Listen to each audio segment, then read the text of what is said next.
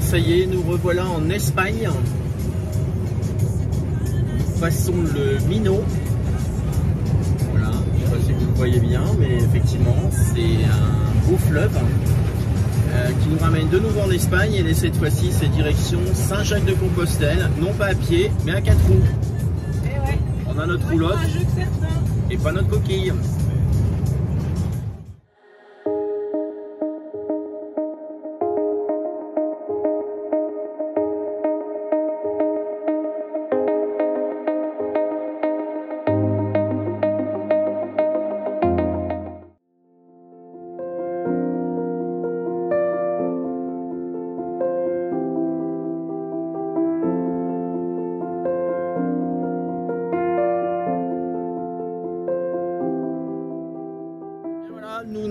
Nous ne sommes pas arrêtés au sanctuaire de Santa Lucia et nous sommes donc, directement. C'était trop. Non, c'est pas que on était mal garés. On était mal garés, voilà. Donc on a continué notre périple. On est arrivé de nouveau en Espagne et nous sommes à Santiago.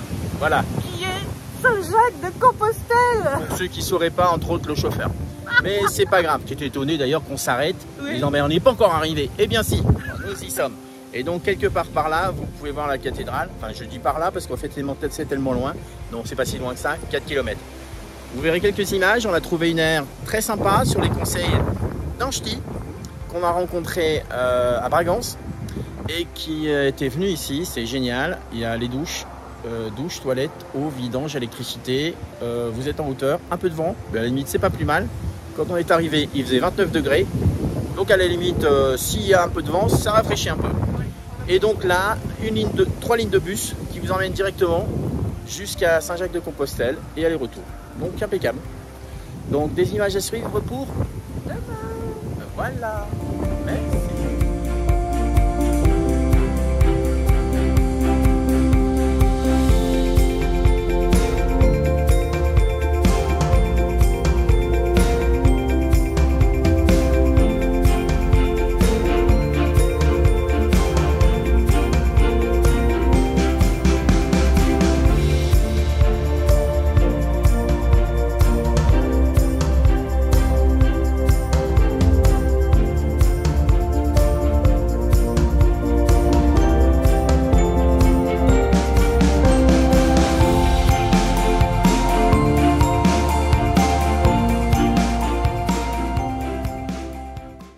Voilà, ça y est, nous sommes à Santiago ou à Saint-Jacques-de-Compostelle. On n'a pas vraiment de mérite, parce que nous on a pris un bus à 1 €, fait 4 km depuis notre aire. Ici on est plutôt admiratif de tous ceux qui se retrouvent ici, qui eux ont fait un long périple à pied et qui sont bien contents de se retrouver et qui ont vraiment la fierté d'avoir fait ce chemin, et on sent effectivement un peu cette ambiance-là. Vous entendez derrière moi une cornemuse, effectivement il y a quand même une base de pays celtes présent ici dans cette région. Et nous allons vous montrer forcément des images de la cathédrale et du vieux Santiago également, parce que les environs sont aussi très jolis. Donc voilà, eh bien bonne visite, bonne vidéo, prenez du plaisir autant que nous on en prend.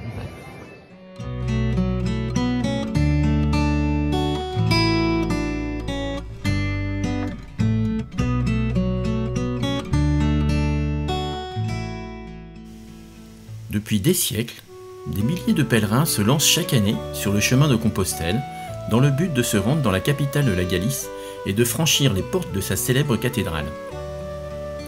Selon la tradition, c'est dans ce monument que sont enterrés les restes de l'apôtre Saint Jacques, découverts au IXe siècle. Mais connaissez-vous l'histoire de la ville? Et que faut-il y découvrir?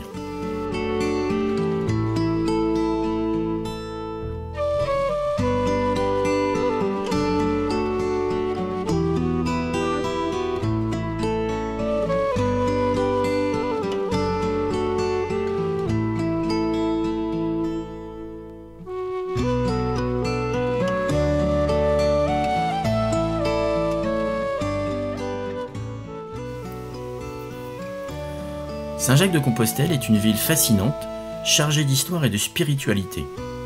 Située dans la région de la Galice, dans le nord-ouest de l'Espagne, elle est connue pour être un important lieu de pèlerinage depuis des siècles.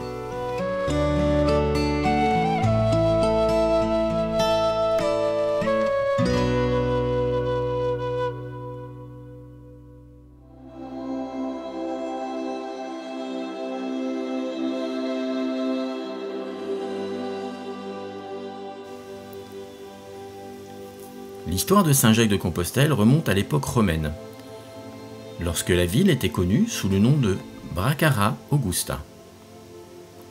Cependant, c'est au IXe siècle que la ville a acquis une importance particulière. En effet, selon la légende, le tombeau de l'apôtre Saint-Jacques le Majeur aurait été découvert à cet endroit. La découverte du tombeau a rapidement conduit à la construction d'une église qui est devenue plus tard la cathédrale de Saint-Jacques-de-Compostelle. Le pèlerinage vers la tombe de l'apôtre est devenu extrêmement populaire au Moyen-Âge, attirant des milliers de pèlerins venus de toute l'Europe.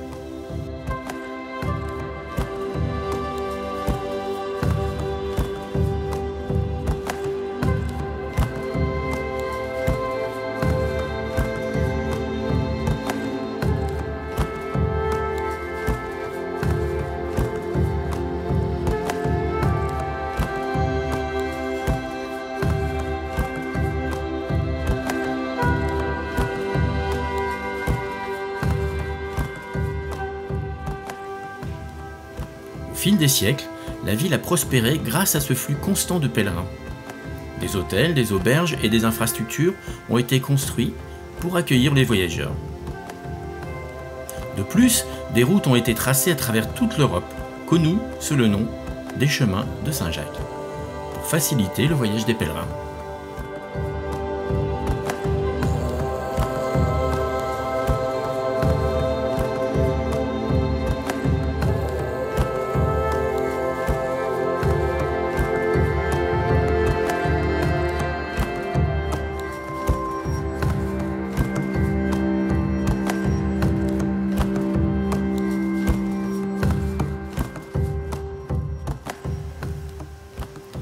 L'architecture de Saint-Jacques-de-Compostelle est un mélange fascinant de styles artistiques reflétant les différentes époques traversées par la ville.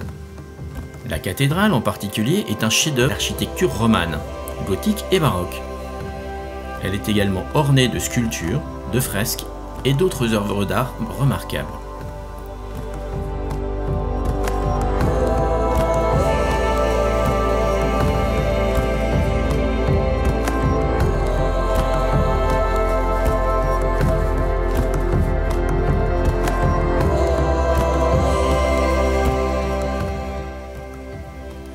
Aujourd'hui, Saint-Jacques-de-Compostelle reste l'un des lieux de pèlerinage le plus important au monde.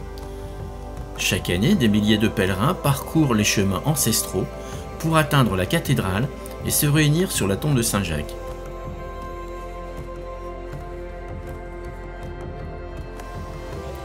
La ville a été classée au patrimoine mondial de l'UNESCO en 1985, en raison de son importance culturelle, mais aussi historique.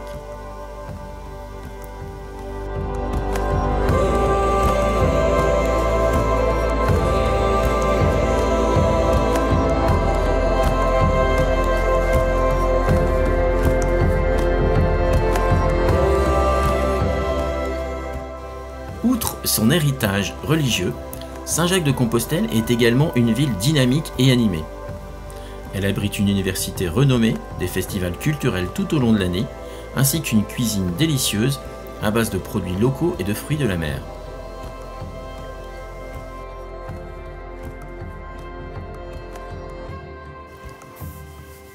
En conclusion, Saint-Jacques-de-Compostelle est une ville riche en histoire, en spiritualité, qui continue d'attirer des pèlerins et des visiteurs du monde entier. Sa cathédrale, majestueuse, ses rues pavées et son atmosphère accueillante en font une destination incontournable pour tous ceux qui recherchent une expérience unique et enrichissante.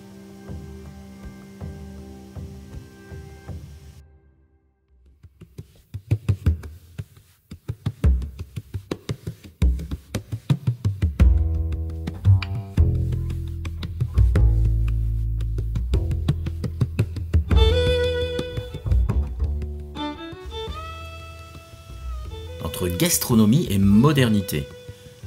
Pour comprendre pourquoi la Galice est réputée pour sa bonne table, laissez-vous guider par les arômes et les saveurs et faites un tour sur la place du marché, l'un des lieux les plus visités de la ville. Vous pourrez acheter et déguster les fruits de mer des Ria, des fromages et des poivrons de Padron, ou vous laisser tenter par sa fameuse cuisine en miniature.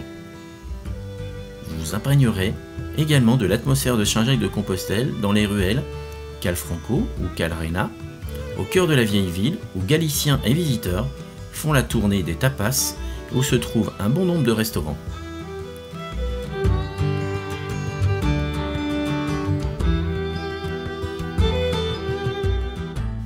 Goûtez le poulpe à Ferra, les coquilles Saint-Jacques, la tarte de Santiago et les vins comme l'Albirino, considéré comme l'un des meilleurs vins blancs du monde. Au-delà des ruelles, des maisons et palais en pierre, vous pourrez découvrir la facette plus moderne de la ville avec son ambiance universitaire et ses galeries d'art. Mentionnons notamment le Centre galicien d'art contemporain et la Cité de la culture, œuvre du New-Yorkais Peter Heinzmann, et l'un des exemples les plus surprenants de l'architecture contemporaine de la Galice.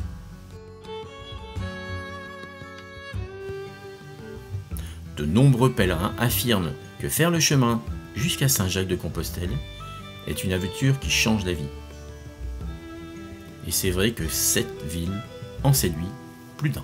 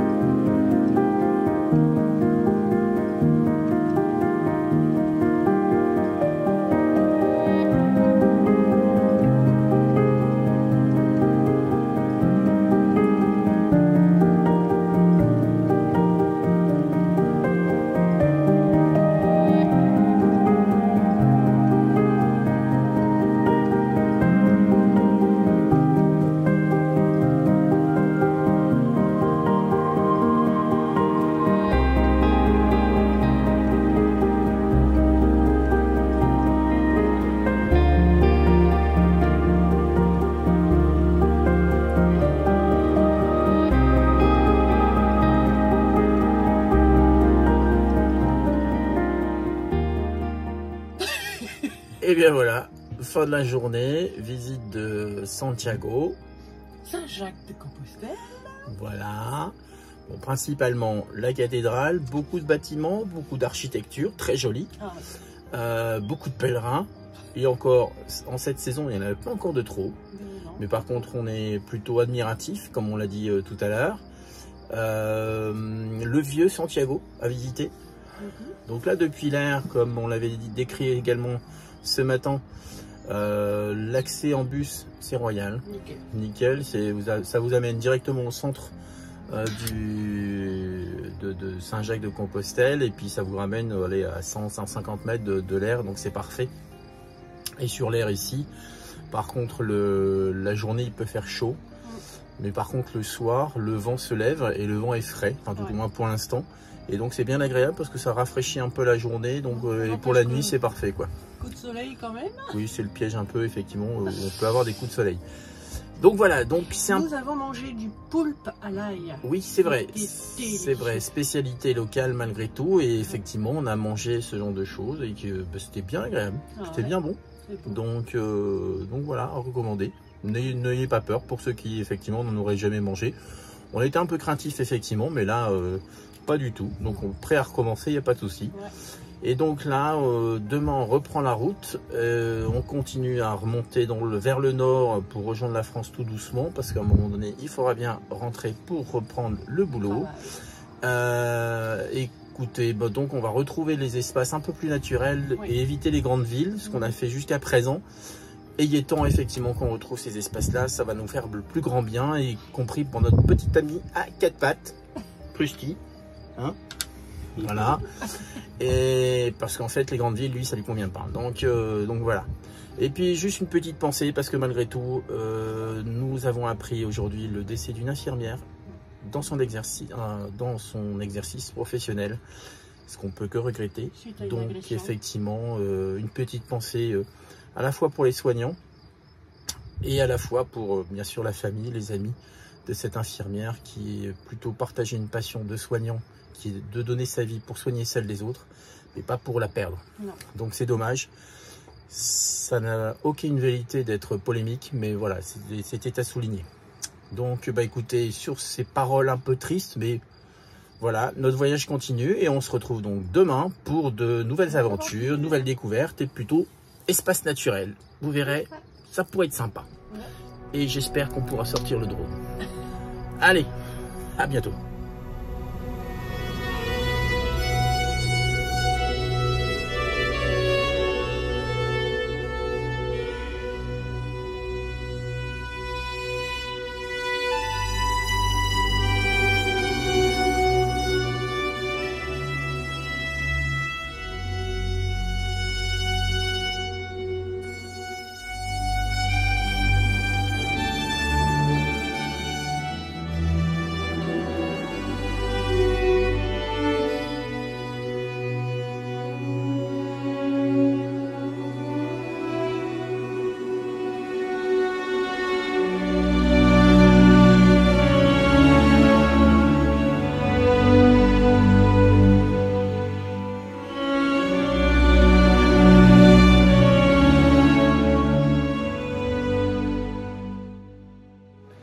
On vous avait promis un espace naturel avec des super panoramas. Eh bien, regardez. Et bien voilà où nous sommes. Voilà. À la plage de la Conche. On dira après où effectivement on a l'intention d'aller, mais semble-t-il pour rejoindre le village, il faut qu'on passe par là. Ouais, je crois qu'on va voir un peu très bonne. C'est ça.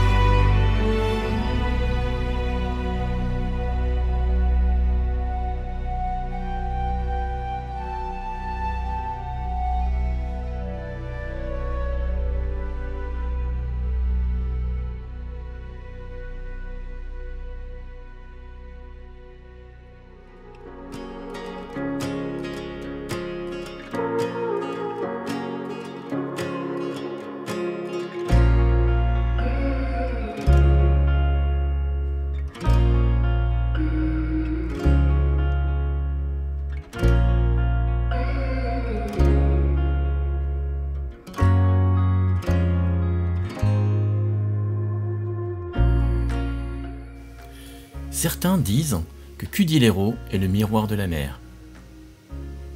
D'autres emploient un dicton populaire qui affirme unos por agosto y otros por enero, pero todos volven por Cudillero, soit certains en août, d'autres en janvier, mais tout le monde revient à Cudillero.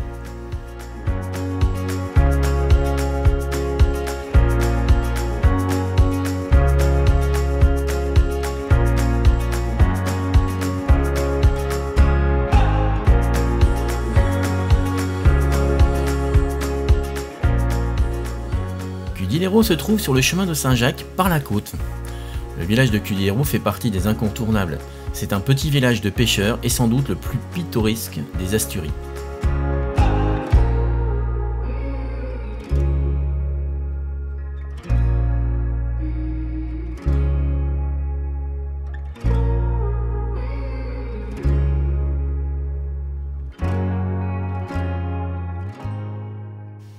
Le petit port de pêche, de 6000 habitants, ayant pris de l'ampleur, un port plus moderne a été construit en retrait du village.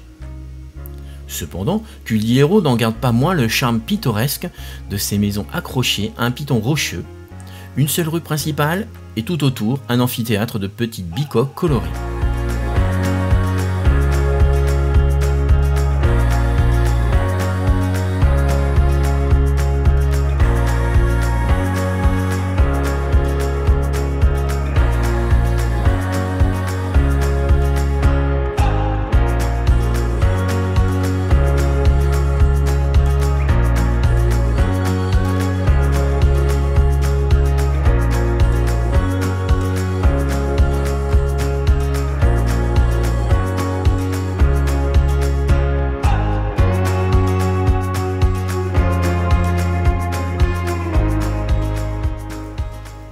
Autour de la place centrale, de nombreux restaurants et cafés étalent leurs terrasses. Le village est très touristique en plein été, mais c'est à notre sens une étape obligatoire. Surtout à l'heure des repas, pour profiter des terrasses et de l'animation. Ça change du reste des Asturies, la côte est sauvage, mais peut manquer d'animation. Pas de rue, mais des escaliers grimpants abruptement jusqu'aux dernières maisons. Peu de villages se reflètent dans l'eau comme Cudillero. Une ville qui donne son nom à tout un conseil de l'Ouest et qui est toujours une image en double. Le grand miroir de Cudillero représente des maisons qui sont décalées vers le haut, formant des terrasses urbaines consécutives qui gagnent de la hauteur.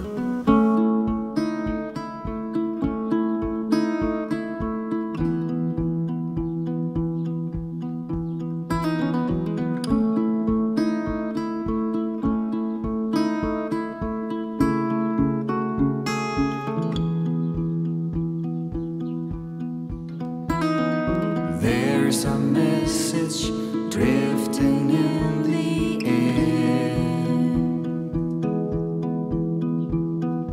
If you listen, you will notice music everywhere.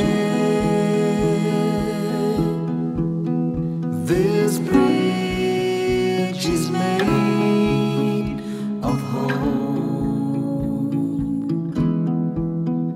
This bridge is made of hope. In this world of hunger, war, and strife, we can together, all included, build a better life.